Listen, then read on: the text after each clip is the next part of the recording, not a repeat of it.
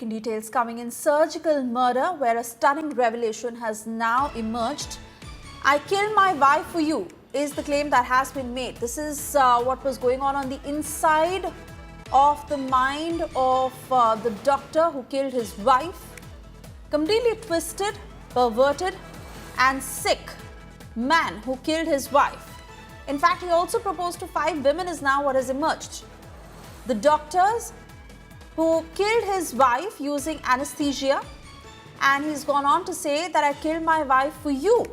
That is what Dr. Mahendra Reddy GS, who's the main accused in the murder case of his dermatologist wife Krithila Reddy, sent out this cryptic and loaded message to at least 4 to 5 women, including a medical professional who had spurned his proposal weeks after his wife's death. Desperate bid to give marriage a second start, Mahendra got in touch with these women who had earlier dumped him and came back from the dead to make renewed proposals to half a dozen women. Let me cut across to Sagai Raj. Now joining us on the broadcast. Sagai Raj, this is completely twisted. Clearly the man's mental condition wasn't okay, and more that you're picking up from the doctors of what the investigating team has found out, but so unfortunate that his innocent wife who was put at stake.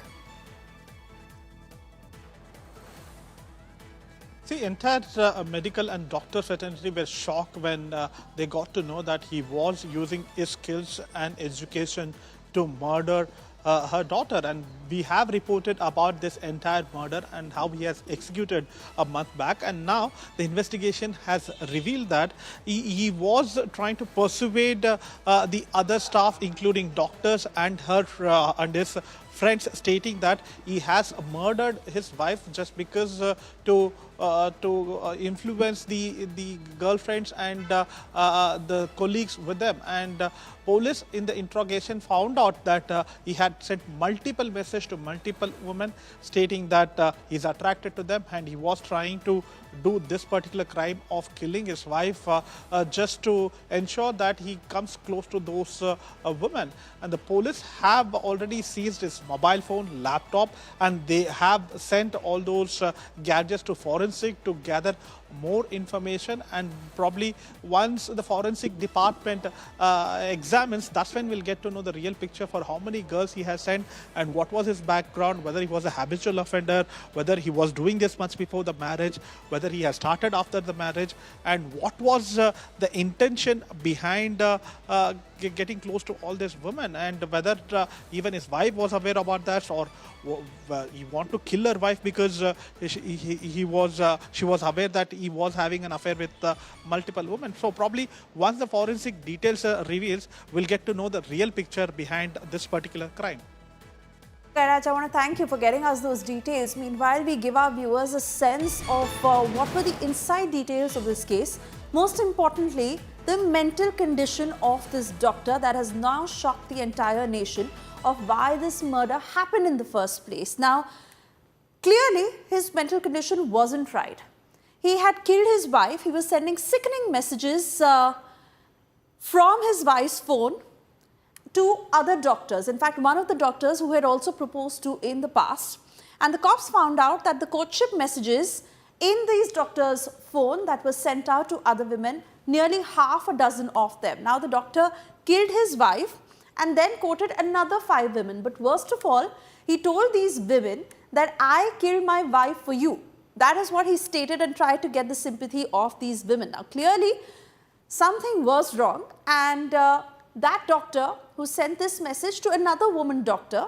Now, how this doctor had known him, she had not just known him professionally, but he had also proposed to her in the past, and she was the one who had dumped him earlier. So he went back to her saying that I killed my wife for you. Now, women were horrified once they started getting these messages, and that too from his wife's phone, and that is what the investigation has revealed so far. Sagai Raj, I want to come back to you to get details of what the family of the deceased is saying. Could they sense some sort of hints of how his mental condition may not have been okay, something that the family sensed, something that the wife may have shared with her family? Because these kind of details are gruesome.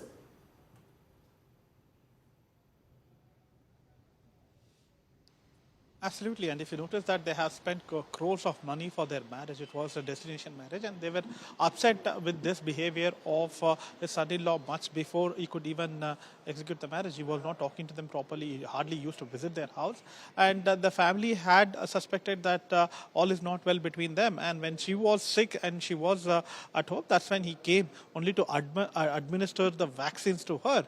And even if you notice that even after the death of his wife, he has refused to perform a post-mortem on her. He said that why you need to do a post-mortem. Despite being a doctor, he has insisted the family not to do a post-mortem. They were upset that why he is not allowing to do a post-mortem. There were other doctors in the family of his wife, and they were, that's when the suspicious grew. And that's when they said that no, we have to do the post-mortem report. And he was part of the post-mortem when her wife's body was cut into pieces, and they were examining that he was a part of the post-mortem.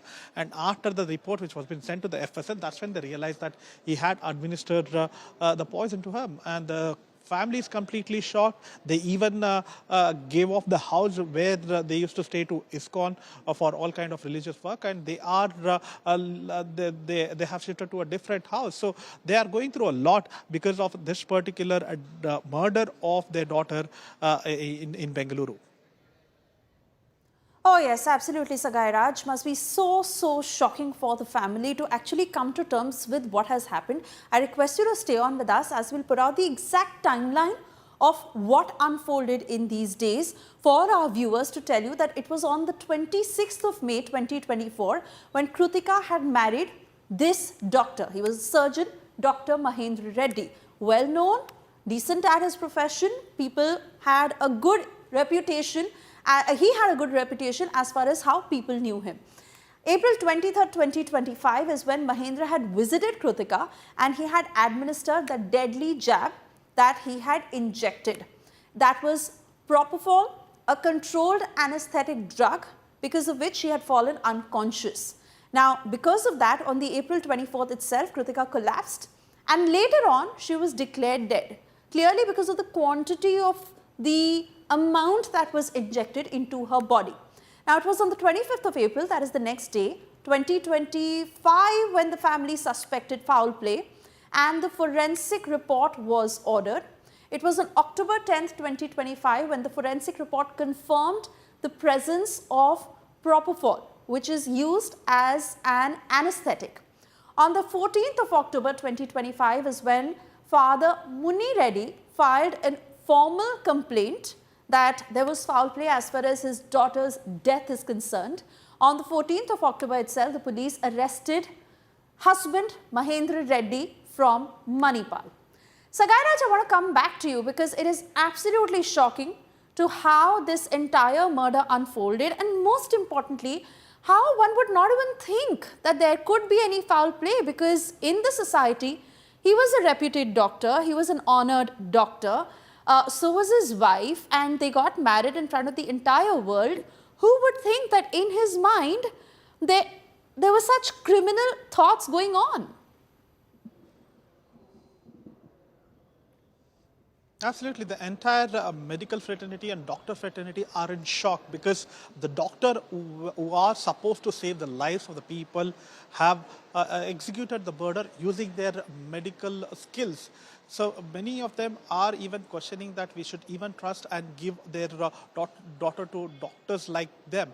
So many of them who spoke to off the record were in a shock, and they were saying that these kind of things should be taken cognizance, and the government should act on this as soon as possible to ensure that these kind of medicine which is being used with the consent of the people. And if you notice that in this particular case, he had visited the house of his wife who was sick and was on the bed, and he has administered the vaccines. And she even said that the cannula which was being put on her was paining early in the morning, much before she died. She called him and told that it is paining a lot. I don't know what kind of vaccine it was. I want to remove that. But he insisted that no, you have to have that. You need to, I need to administer one more vaccine. And that's when he comes again, he again gives the same poison to her, and he kills her. And the family were in a shock. They never expected that their own son-in-law was a husband who have administered the overdose of anesthesia and killed her. She trusted him just because he's a doctor and husband, and end of the day, his own husband have killed her using his medical skills and administered overdose of anesthesia. Oh yes, extremely shocking, Sagai Raj, and I request you to stay on with us.